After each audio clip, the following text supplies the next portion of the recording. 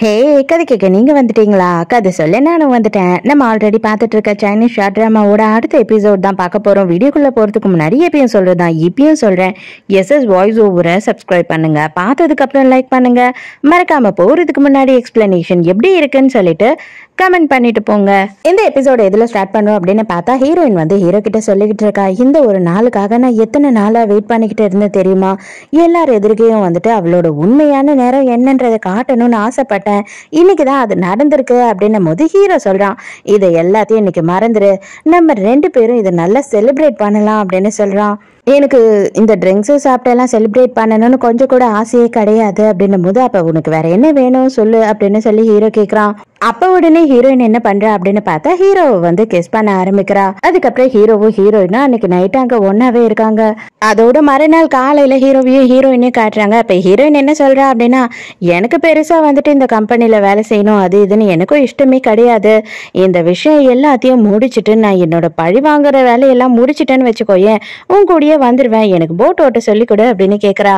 அதெல்லாம் இருக்கட்டும், அதெல்லாம் அப்புறமா பேசலாம். நேற்று நைட்டு நீ வந்துட்டு என்ன பண்ணன்னு உனக்கு ஞாபகம் இருக்கா? அதுக்கு எப்போ நீ ரெஸ்பான்சிபிலிட்டி எடுத்துக்க போற, நம்மளோட ரிலேஷன்ஷிப்பை அடுத்த ஸ்டெப்புக்கு எப்போ கொண்டு போக போற அப்படின்னு சொல்லிட்டு ஹீரோ கேட்குறான்.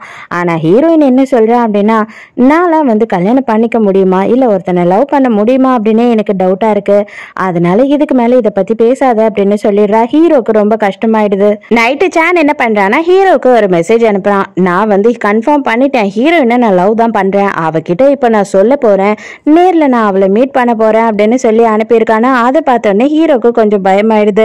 அடுத்த சீன்லயே பார்த்தா ஹீரோயினும் சேனை உட்காந்து பேசிக்கிட்டு இருக்காங்க. நீங்க என்ன மன்னிச்சிட்டீங்களா அப்படின்னு சொல்லி ஹீரோயின் கேட்குறா. அதுக்கு இவன் என்ன சொல்றான் அப்படின்னா, நானும் வந்து உன் மேலே கோவப்படணும், உன்னை வெறுக்கணும்னு நினைக்கிறேன், ஆனால் என்னால் அது முடியவே இல்லை, நான் உன்னை பயங்கரமா லவ் பண்றேன், அது மட்டும் இல்லாமல் என்னோட வெட்டிங்கை வந்து நான் கேன்சல் பண்ணிட்டேன், அதனால நீ தாராளமாக வந்து என்னை ஏற்றுக்கலாம், தயவு செஞ்சு என்னை வந்து நீ லவ் பண்ண ஆரம்பிச்சது ப்ளீஸ் அப்படின்னு கெஞ்சிக்கிட்டு இருக்கான். ஆனால் ஹீரோயின் வந்து தெளிவாகவே சொல்லிடுறா, இல்லவே இல்லை, வேண்டாம். ஏன் அப்படின்னு பார்த்தா, இதுக்கு மேலேயும் நான் வந்து உன்னை கஷ்டப்படுத்தக்கூடாதுன்றதுக்காக தான் உன்கிட்ட எல்லா உண்மையும் சொல்லிட்டேன், எனக்கு இந்த லவ் பண்ணுறது கல்யாணம் பண்ணுறதுலாம் கொஞ்சமும் இஷ்டம் இல்லை, தயவு செஞ்சு என்னை மன்னிச்சிடு, நான் கிளம்புறேன் அப்படின்ட்டு இங்கேருந்து கிளம்பி போயிடுறா. சரி பில் பே பண்ணலாம் அப்படின்னு சொல்லிட்டு பில் பே பண்ண போனால், அங்கே வந்து அந்த லேடி என்ன சொல்கிறாங்கன்னா, இல்லை சார், ஆல்ரெடி உங்கள் பில்லை வந்து ஒருத்தர் பே பண்ணிட்டாரு அப்படின்னும் போது அவன் வாங்கி பார்க்குறான். பார்த்தா அதில் ஹீரோவோட பேர் எழுதி வச்சுட்டு போயிருக்கான். செம கொள்ள வெறி ஆத்திரத்தோட ஹீரோவை பார்க்கறதுக்காக போறான். எதுக்காக நீங்க இப்படி பண்றீங்க? உங்களுக்கு கொஞ்சமாச்சும் மனசாட்சி இருக்கா இல்லையா? நான் தான் உங்ககிட்ட ஆல்ரெடி முதல்ல இருந்து சொல்லிக்கிட்டு இருக்கேன், நான் அவளை லவ் பண்றேன்னு, நீங்க என்ன பண்றீங்க அப்படின்னு கேட்கிறான். அதுக்கு ஹீரோ என்ன சொல்றான் அப்படின்னு பார்த்தா, இதை பார், உன்னால அவளை லவ் பண்ணவும் முடியாது, உன்னால அவளை கல்யாணம் பண்ணவும் முடியாது, அதுக்கு உங்க அப்பா ஒரு காலம் ஒத்துக்க மாட்டாரு, அதுக்கப்புறம் உன்னையே வீட்டை விட்டு துரத்திடுவாரு, அதுக்கப்புறம் நீ என்ன பண்ணுவ அப்படின்னு சொல்லி கேட்கும் போது, அதெல்லாம் என்னோட பிரச்சனை, அது எல்லாத்தையுமே நான் பாத்துக்கிறேன், ஆனா நீங்க இதுல தலையிடாம இருங்க, அதுக்கு மேலேயும் நீங்க வந்து இந்த விஷயத்துல தலையிடுவீங்க அப்படின்னா நம்ம 2 பேருமே மோதி பாத்துடலாம் அப்படின்னு சொல்றான். உடனே ஹீரோ என்ன பண்றான்னா, இவனை சமாதானப்படுத்துறதுக்காக வரான். இதை பார், நம்ம 2 பேரும் விரோதி கிடையாது, தயவு செஞ்சு இவளோட விஷயத்தை விட்டுரு, இது வேண்டான்னு நான் உனக்கு சொல்றேன், நான் வந்து உன் நல்லதை மட்டும் தான் என்னைக்குமே யோசிப்பேன் அப்படின்னு சொல்லும் போது, நீங்க நல்லதை யோசிக்கிற மாதிரி எனக்கு கொஞ்சமும் தெரியவே இல்லையே, இதுல வந்து உங்களோட சேஃப் சைடை பாக்குற மாதிரி மட்டும் தான் எனக்கு தெரியுது, நீங்க அவளை லவ் பண்றீங்க, அவளை உங்களுக்கு பிடிச்சிருக்கு, அதனால நீங்க என் கிட்ட இருந்து அவளை பறிச்சுக்கிறதுக்காக பாக்குறீங்க அப்படின்னு சொல்றான். சரி ஓகே, எனக்கு ஒரே ஒரு விஷயத்துக்கு மட்டும் பதில் சொல்லு, உங்க அப்பா வந்து உன் குடும்பத்தையே விட்டு உன்னை துரத்திட்டாரு, உனக்கு அந்த பேரை கூட கொடுக்க மாட்டேன்னு சொல்லிட்டாருன்னா அதுக்கப்புறமும் நீ வந்து அவளை லவ் பண்ணுவியா அப்படின்னு கேட்கும் போது இவன் பதிலே சொல்லாம அங்கிருந்து போயிடுறான். ஹீரோவை பார்த்துட்டு வீட்டுக்கு வரானா, அவங்க அப்பா உட்காந்துட்டு இருக்காரு. நீ எங்க போயிட்டு வர, இவ்வளவு நேரமா என்ன பண்ணிக்கிட்டு இருக்க, எதுக்காக வந்துட்டு நீ ஷினியை இந்த மாதிரி கை விட்டுட்டு வந்த, எல்லாத்துக்கும் வந்து நீ தான் காரணம், அவளை எந்த ஒரு நேரத்திலயும் நீ விட்டுருக்க கூடாது, அவங்க அம்மா வந்து என்கிட்ட கேக்குறாங்க அப்படின்னும் போது, இனிமே நான் அவளை கல்யாணம் பண்ணிக்க மாட்டேப்பா, நான் ஆல்ரெடி உங்ககிட்ட சொல்லிட்டேன் அப்படின்னு சொல்றான். அதை முடிவெடுக்க நீ யாருடா, அவ உனக்கு வேணாம் அப்படின்னா இந்த குடும்பமே உனக்கு கிடையாது, உனக்கு என்னோட பேரை கூட கொடுக்க மாட்டேன், மரியாதையை வீட்டை விட்டு வெளியில போ அப்படின்னு சொல்றாரா. அப்படியே ஹீரோ சொன்னதுதான் நம்ம சேனுக்கு ஞாபகம் வருது. அதே நேரத்துக்கு இங்க ஷினியை காட்டுறாங்க. அவ வந்துட்டு அப்படியே நடுங்கிக்கிட்டு வீட்டுக்குள்ளேயே உட்காந்துக்கிட்டு இருக்கா. அவங்க அம்மா வந்துடுறாங்க. வந்த உடனே நீலாம் என்னோட பொண்ணுன்னே சொல்லிட பண்ணிடாத. சரி ஓகே, பிசினஸ்ல தான் உன்னால சாதிக்க முடியல, இருந்தாலும் உன்னால சேனை கல்யாணம் பண்ணிக்க முடியும். தயவு செஞ்சு இங்க இருந்து எழுத்து வெளியில வா. அவளை நீ கல்யாணம் பண்ணியே ஆகணும். அவளை நீ கல்யாணம் பண்ண அப்படின்னா உன்னோட ஸ்டேட்டஸே மாறிடும். அதுக்கப்புறம் இது எல்லாமே சரியாயிடும் அப்படின்னு சொல்றாங்களா. இவ இல்ல இல்ல, என் வாழ்க்கையே போச்சு, எனக்கு மானமே போச்சு அப்படின்னு சொல்லிக்கிட்டு இருக்கா. அவ்வளவுதான், போட்டு பலர்னு அடிக்கவே ஆரம்பிச்சிடுறாங்க. ஹீரோவும் ஹீரோயினும் பேசிக்கிட்டு இருக்காங்க. அப்ப ஹீரோயின் வந்து சொல்றா, அதாவது நம்ம ஷினியோட அம்மா வந்து ஃபாரின்ல இருந்து ரிட்டர்ன் வந்துட்டாங்க. எல்லார் மாதிரியும் கிடையாது, அந்த பொம்பளை ரொம்ப மோசமான பொம்பளை, அவளை சாதாரணமா யோசிக்கவே முடியாது அப்படின்னு சொல்றா. அப்பதான் வந்து இவளும் இவ தம்பியும் எப்படி பிரிஞ்சாங்கன்ற விஷயத்த சொல்றா. கொஞ்சம் வருஷத்துக்கு முன்னாடி ஷினியோட அம்மா என்ன பண்ணிருக்காங்க அப்படின்னு பார்த்தா, நேரா ஹீரோயினோட வீட்டுக்கே போயிட்டு அவங்க அம்மா கிட்ட, என்னதான் இருந்தாலும் இவங்க வந்துட்டு என்னோட புருஷனோட பிள்ளைங்க தானே, எனக்கா ஆம்பளை பையனே கிடையாது, அதனால உங்க பையனை நானே வளர்த்துக்கிறேன், நானே படிக்க வைக்கிறேன், நான் வந்துட்டு என் குடும்பத்தோட பேரையே அவனுக்கு கொடுக்குறேன் அப்படின்னு சொல்லி பொய்யா ப்ராமிஸ் பண்ணிருக்கா. ஹீரோயினோட அம்மாக்காரையும் என்ன பண்ணிருக்கா அப்படின்னு பார்த்தா, காசை வாங்கிக்கிட்டு பிள்ளைய கொண்டு போ அப்படின்னு சொல்லிட்டு இருக்கா. அப்பவும் ஹீரோயின் வந்துட்டு அந்த காசெல்லாம் வாங்காதமா அப்படின்னு சொல்லி எவ்வளோ பிரச்சனை பண்ணியிருக்கா. இருந்தாலும் அந்த பொம்பளை கொஞ்சமும் கேட்கல. உங்களை வளர்க்கறதே எனக்கு பெரிய விஷயம், அதனால அவனாவது அங்க நல்லபடியா போய் வளருவான் அப்படின்னு சொல்லி ஹீரோயினியை திட்டி அவனை இவங்க கூட அனுப்பிட்டு இருக்காங்க. இப்பதான் வந்து இவங்க என்ன யோசிக்கிறாங்க அப்படின்னா, கண்டிப்பா வந்து என் தம்பியோட டெத்தை பத்தி நம்ம இன்வெஸ்டிகேட் பண்ணியே ஆகணும் சீக்கிரமா, அதுல எதுனா க்ளூ கிடைச்சா மட்டும்தான் நம்மளால சர்வே பண்ண முடியும் அப்படின்னு சொல்றா ஹீரோயின். ஹீரோயினோட தம்பிக்கு வந்து பர்த்டே கேக் ஆர்டர் பண்ணியிருந்தாங்க இல்லையா, அந்த இடத்துக்கு போறாங்க. ஆக்சுவலா வந்து இவனுக்கு, இந்த குட்டி பையனுக்கு நட்ஸ்னா அலர்ஜி, அது அவனுக்குமே தெரியும். அவனுமே சின்ன வயசுல இருந்து சாப்பிட மாட்டானா. பட் ஆனா அவங்க ஆர்டர் பண்ண கேக் வந்து நட்ஸ் எல்லாம் இருக்கிற மாதிரியான கேக் தான், அது எப்படி அவன் சாப்பிட்டுருப்பான் அப்படின்றதுக்காக அந்த கேக் ஷாப்புக்கே போயிருக்காங்க. அப்ப அவங்க என்ன சொல்றாங்க அப்படின்னா, அதுல நாங்க வந்து நட்ஸை வந்து அப்படியே சேர்க்க மாட்டோம், மாவு கூடயே அரைச்சிருவோம், அரைச்சுதான் சேர்ப்போம் அப்படின்னும் போதுதான் அந்த பையனுக்கு அதுல நட்ஸ் இருக்குன்னு தெரியாமையே சாப்பிட்ருக்கான்றது இவங்களுக்கு புரிய வருது. ஆனா யார் வந்து ஆர்டர் கொடுத்தா அப்படின்னு சொல்லி கேட்கும் போது, இல்ல மேடம், அது 4-5 வருஷம் ஆயிடுச்சு, அதனால அது எங்களுக்கு தெரியல அப்படின்னு சொல்லிடுறாங்க. ஹீரோயின் தான் பயங்கரமா ஃபீல் பண்றா. கண்ணு எதிர்க்க என்ன நடந்திருக்கு அப்படின்னு தெரிஞ்சுமே நம்மளால ப்ரூவ் பண்ணவே முடியலையே, என் தம்பியோட சாவுக்கு என்னால நியாயம் வாங்கி தரவே முடியாதா அப்படின்னு சொல்லி ரொம்ப ஃபீல் பண்றா. ஆனா ஹீரோ என்ன சொல்றான்னா, கண்டிப்பா இதை இதோட விட்டுற மாட்டோம், நம்ம என்ன செய்யணுமோ அதை செய்வோம், நான் உன் கூடியே இருப்பேன் அப்படின்னு சொல்லி அவளை சமாதானப்படுத்துறான். மறுநாள் ஹீரோயின் வந்து ஆஃபீஸ்க்கு போறா. அங்க என்ன ஆகுது அப்படின்னு பார்த்தா, இவளோட சைபர் சிட்டி ப்ராஜெக்ட் இருக்கு இல்லையா, அந்த டீமையே வந்து கேன்சல் பண்ணி விட்டுறா நம்ம ஷினியோட அம்மாக்காரி. எப்படி நீங்க இதை பண்ணலாம் அப்படின்னு சொல்லி போய் கேட்கும் போது அவ என்ன சொல்றா அப்படின்னா, நான் தான் இந்த கம்பெனிக்கு மேஜரான ஷேர் ஹோல்டரு, என்னால என்ன வேணாலும் பண்ண முடியும், இந்த ப்ராஜெக்டே இல்லாம கூட ஆக்க முடியும் அப்படின்னு சொல்றா. ஹீரோயினும் உடனே என்ன பண்றான்னா, ஹீரோக்கு கால் பண்ணி அதுக்குள்ளேயே வந்து என்ன வேலையை விட்டு தூக்கிட்டாங்க அப்படின்னும் போது, இவ்வளவு சீக்கிரமா அவ வேலை பண்ணிட்டாலா என்ன அப்படின்னு ஹீரோ கேட்கிறான். அந்த டைம்க்கு செக்யூரிட்டிஸ் வந்துட்டு, மேடம் உங்ககிட்ட வந்து மேடம் பேசணும்ன்றாங்க, வாங்க அப்படின்னு சொல்லி கூப்பிடுறாங்க.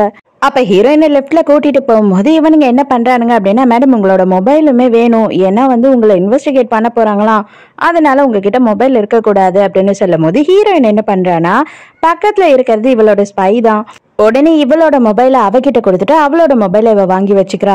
அந்த பொண்ணு என்ன பண்றா அப்படின்னு பார்த்தா, லெஃப்ட்ல இருந்து இறங்கின உடனே ஹீரோக்கு கால் பண்ணி ஹீரோ கிட்ட இந்த எல்லா விஷயத்தையும் சொல்றா. எல்லாரும் ஹீரோயினை கூப்பிட்டு வச்சு, இந்த ப்ராஜெக்ட்ல நீங்க வந்துட்டு நிறைய லஞ்சம் வாங்கிட்டீங்க, இதை பண்ணிட்டீங்க, அதை பண்ணிட்டீங்க, கம்பெனியை ஏமாத்திட்டீங்க அப்படின்னு இருக்கிற எல்லா பழியும் தூக்கி இவன் மேல போட்டுக்கிட்டு இருக்காங்க. ஆனா ஹீரோயின் என்ன சொல்றா அப்படின்னா, அது எல்லாத்துக்கும் ப்ரூஃப் இருந்தது அப்படின்னா நீங்க நிரூபிச்சு காட்டுங்க அப்படின்னு கேக்குறா. மறுபடியும் இந்த ஸ்பை பொண்ணு இருக்கா இல்லையா, அங்க இருக்க எல்லாருக்கும் காஃபி எடுத்துட்டு வந்து கொடுக்குறா. அப்ப ஹீரோயினுக்குமே ஒரு காஃபியை வைக்கிறா. அந்த காஃபில வந்து என்ன போட்டிருக்கு அப்படின்னு பார்த்தா, இந்த மென்ஸ் டாய்லெட்டுக்கு வந்துட்டு ஒரு கார்ட்டூன் வரைஞ்சிருக்கும், லேடிஸ் டாய்லெட்டுக்கு ஒரு கார்ட்டூன் வரைஞ்சிருக்கும் இல்லையா, அந்த மாதிரி ஒரு கார்ட்டூன் அதுல வரைஞ்சிருக்கு. அதை பார்த்த உடனே தெரியுது டாய்லெட்டுக்கு நம்ம இப்ப போய் ஆகணும் போல அப்படின்னு. ஹீரோயினும் ரெஸ்ட் ரூம்க்கு போறாளா, ஆனாலும் தனியா அனுப்பாம அங்கேயுமே வந்துட்டு ஒரு ஆளை தான் அனுப்புறாங்க கூட.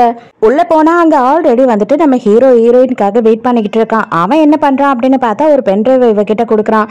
இந்த பென்ட்ரைவ் வச்சுக்கோ, இந்த பென்ட்ரைவ்ல வந்துட்டு நம்ம ஷினி இருக்கா இல்லையா, அவ பண்ண வீடியோஸ் எல்லாமே இருக்கு, இதை வச்சு அவங்க அம்மாவை இப்போதைக்கு பிளாக்மெயில் பண்ணு, அவளை வந்து ஹோல்ட் பண்ணு, அதுக்கப்புறம் மற்றதெல்லாம் நம்ம பார்த்துக்கலாம் அப்படின்னு பென்ட்ரைவ் கொடுக்குறான். ஹீரோயின் மறுபடியும் கான்ஃபரன்ஸ்க்கு போறா. போன உடனே நாங்க வந்துட்டு மீடியா எல்லாரையும் வர சொல்லிட்டோம், அதனால இன்னும் கொஞ்ச நேரத்துல நீயாவே உண்மையை ஒத்துக்கல அப்படின்னா மீடியா வந்துட்டு உன்னை எக்ஸ்போஸ் பண்ணிடுவாங்க அப்படின்னு சொல்றா அவ.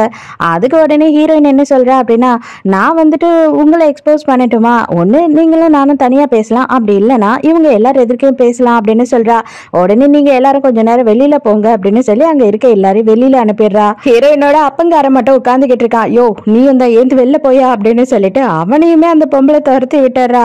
அதுக்கப்புறம் தான் ஹீரோயின் என்ன சொல்றா அப்படின்னா, இந்த ப்ராஜெக்ட்ல இருந்து நீங்க என்ன தூக்குனீங்க அப்படின்னா நான் மட்டும் வந்துட்டு ஜெயிலுக்கு போறதோ இல்ல அப்படின்னா நான் எல்லாத்தையும் எழுதுக்க போறதோ கிடையாது, அது நீங்களும் தான். ஏன்னா உங்க பொண்ணு வந்துட்டு என்ன நிறைய வாட்டி கொலை பண்ண ட்ரை பண்ணிருக்கா, அதுக்கான வீடியோஸ் எல்லாமே வந்து இதுல இருக்கு. சோ நான் ஜெயிலுக்கு போறேன் அப்படின்னா உங்க பொண்ணையும் ஜெயிலுக்கு கூட்டிட்டு போயிடுவேன் துணைக்கு அப்படின்னு சொல்றாளா. அப்ப உடனே வந்து இந்த பொம்பளை என்ன சொல்றா அப்படின்னா, எனக்கு ஒரு 5 நாள் டைம் கொடு, நான் எல்லாத்தையும் யோசித்து உனக்கு பதில் சொல்றேன் அப்படின்னும் போது 5 நாள் கிடையாது 5 நிமிஷம் அப்படின்னு சொல்றா ஹீரோயின். கரெக்டா அதே டைமுக்கு வந்துட்டு இந்த ரிப்போர்ட்டர்ஸ் எல்லாம் வேற அங்க வந்துடுறாங்க. 5 நிமிஷம் தான், உங்களுக்கு அதுக்கு மேல டைமே கிடையாது அப்படின்னு சொல்லி இவளை வந்து பயங்கரமா ப்ரெஷர் பண்ணிக்கிட்டே இருக்காளா. அவளுக்கு என்ன சொல்றதுன்னே தெரியாம பயங்கர குழப்பத்துல இருக்கா. பாவம் இந்த ஷினியோட அம்மாக்காரி என்னதான் பண்ண போறா அப்படின்னு பார்த்தா நம்ம ஹீரோயினை டக்குன்னு கூட்டிட்டு போய் மீடியா முன்னாடி நிறுத்தி, இவளுமே என்னோட பொண்ணு தான், எனக்கும் என் புருஷனுக்கும் பிறந்த 2வது பொண்ணு, இவ்வளவு நாள் ஃபாரின்ல படிச்சுட்டு இப்பதான் வந்தா, இவ கிட்டதான் நான் அந்த சைபர் சிட்டி ப்ராஜெக்டை கொடுக்க போறேன், நீங்க எல்லாம் எப்பயுமே அவளுக்கு வந்து நல்ல சப்போர்ட் பண்ணணும் அப்படின்னு சொல்லுது. புருஷங்காரனுக்கு அடடா என்னடா ஆச்சு அப்படின்னு சொல்லிட்டு ஒண்ணுமே புரியாம முழிச்சுக்கிட்டு இருக்கான். பயங்கரமா கடுப்பான ஷினியோட அம்மா என்ன பண்ணிக்கிட்டு இருக்காங்க அப்படின்னு பார்த்தா போயிட்டு பயங்கரமா மெடிடேஷன் பண்ணிக்கிட்டு இருக்காங்க. அப்ப புருஷன் அந்த இடத்துக்கு போறான். செல்லம் இதுல எதுவும் ஏன் தப்பு இல்லம்மா, இந்த பொண்ணு இந்த மாதிரி பண்ணும் அப்படின்னு நான் கொஞ்சம் கூட எதிர்பார்க்கவே இல்லை, தயவு செஞ்சு நீ என்ன தப்பா நினைக்காத அப்படின்னு சொல்லிக்கிட்டே இருக்கான். பலான்னு ஒண்ணு கண்ணத்திலேயே விடுறா பாருங்க, போய் எகிரி போய் விழறான் அந்த ஆளு. ஹீரோயின் ஆபீஸ்ல இருந்து வரும்போதே பார்த்தா சான் வாசல்லே நின்னுகிட்டு இருக்கான். அவனுக்கு பயங்கர சந்தோஷம். அதாவது நம்ம ஷினியோட தங்கச்சி தான் இவ அப்படின்னு தெரிஞ்ச உடனே, ஐயோ இதுக்கப்புறம் எங்க அப்பா வந்து எந்த காரணத்து கொண்டோ உன்னையும் என்னையும் பிரிக்கவே மாட்டாரு, நீயும் அந்த குடும்பத்தை சேர்ந்த பொண்ணு தான் அப்படின்னு தெரிஞ்சிச்சு இல்லையா, அதனால நம்ம 2 பேரும் கல்யாணம் பண்ணிக்கிறதுக்கு 100% இல்ல 200% சான்ஸ் இருக்கு, தயவு செஞ்சு என்ன கல்யாணம் பண்ணிக்கோ அப்படின்னு கேக்குறான். இத பாரு, அவளை நீ கல்யாணம் பண்ணிக்க போற இல்ல பண்ணிக்க மாட்ட அப்படின்றதெல்லாம் எனக்கு கவலையே கிடையாது. எனக்கு உன்னை பிடிச்சிருந்ததுன்னா, நான் உன்னை லவ் பண்ணிருந்தேன் அப்படின்னா கண்டிப்பா எந்த காரணத்து கொண்டு உன்னை விட்டு போயிருக்க மாட்டேன். நான் உன்னை லவ்வே பண்ணல, தயவு செஞ்சு புரிஞ்சுக்கோ, எனக்கு லவ் பண்றதுக்கான டைமும் கிடையாது, எனக்கு லவ் பண்றதுக்கான இன்ட்ரெஸ்டும் கிடையாது, அதுக்காக தான் சொல்றேன், தயவு செஞ்சு நீ இனிமே இதுக்கப்புறம் என்ன டிஸ்டர்ப் பண்ணவே பண்ணாத, உன் வாழ்க்கை என்னவோ அதை மட்டும் பாரு அப்படின்னு சொல்லிட்டு அங்க இருந்து போயிடுறா. வீட்டுக்கு போனா வாசல்லையே வந்துட்டு நம்ம ஹீரோயினோட அம்மாக்காரி உட்காந்துக்கிட்டு இருக்கா. என்னம்மா உண்மையாவே பெரிய வீட்டு பொண்ணாவே ஆயிட்டியே, இன்னைக்கு சான்ஸே இல்லை, ஆனா அம்மாவை தான் நீ கவனிக்கவே மாட்டேற, எனக்கு காசு கொடு அப்படின்னு கேட்கும் போது, எதுக்காக நீங்க என்கிட்ட வந்து காசு கேட்குறீங்க, என்கிட்ட காசெல்லாம் இல்லை அப்படின்னு சொல்றா. இதை பாரு, அதுக்கப்புறம் நீ யாரு, உண்மையாவே நீ யாரோட பொண்ணுன்னு சொன்னேன்னு வச்சுக்கோ, உனக்கு மொத்தமும் போட்டுக்குன்னு போயிடும் அப்படின்னு சொல்லிட்டு இந்த பொம்பளை நக்கல் அடிச்சுக்கிட்டு இருக்கு. ஹீரோயினுக்கு செம்ம கடுப்பாகுது. ஒரு விசிட்டிங் கார்டை கொடுத்து இந்த இடத்துக்கு கரெக்டா நீ வந்துட்டு 9 மணிக்கு போ, அதுக்கப்புறம் அங்க போனீங்கன்னா உனக்கே என்ன பண்ணணும் அப்படின்றது தெரிய வந்துடும், அதுக்கப்புறம் தானாவே உனக்கு காசெல்லாம் கிடைக்கும் அப்படின்னு சொல்றா. ஹீரோவும் ஹீரோயினும் நைட்டு பேசிக்கிட்டு இருக்காங்க. அப்ப ஹீரோ என்ன சொல்றான்னா, பாரு அவங்களுக்கு பிரச்சனை வருது அப்படின்னு உடனே என்னென்னலாம் பண்றாங்க, ஆனா அதெல்லாம் இல்ல அப்படின்னா உண்மையா வந்து அவங்க நம்மளை ஏத்துக்கிறதுக்கெல்லாம் தயாரா இல்ல, அவங்களுக்கு பிரச்சனைன்னா தான் இதெல்லாம் பண்றாங்க அப்படின்னு சொல்லிக்கிட்டு இருக்கான். அப்பதான் வந்துட்டு இவனோட கதை என்ன அப்படின்னு சொல்றான். இவனையுமே வந்து இவங்களோட அம்மா என்ன பண்ணிருக்காங்க அப்படின்னு பார்த்தா, காசை வாங்கிக்கிட்டு இவங்க அண்ணா கிட்ட ஒப்படைச்சிட்டு அவங்க போயிட்டு இருக்காங்க. அதனாலதான் எப்பவுமே உன்னோட தம்பியை பார்க்கும் போதெல்லாம் வந்து என்னோட சின்ன வயசு ஞாபகம் வரும், அதனாலதான் நான் வந்து அவன் கூட ரொம்ப க்ளோஸாவும் இருந்தேன் அப்படின்னு சொல்றான். ஹீரோயினோட அம்மாக்கு விசிட்டிங் கார்டை கொடுத்து ஹீரோயின் ஒரு இடத்துக்கு அனுப்புனா இல்லையா, அது வேற எந்த இடமும் இல்ல, அவங்க அப்பா வந்து இன்னொரு பொண்ணை கரெக்ட் பண்ணி வச்சிருக்காரு, அந்த இடத்துக்கு தான் அனுப்பியிருக்கா. அங்க பார்த்தா அவங்க 2 பேரும் தீவிரமா ரொமான்ஸ் பண்ணிக்கிட்டு இருக்காங்க.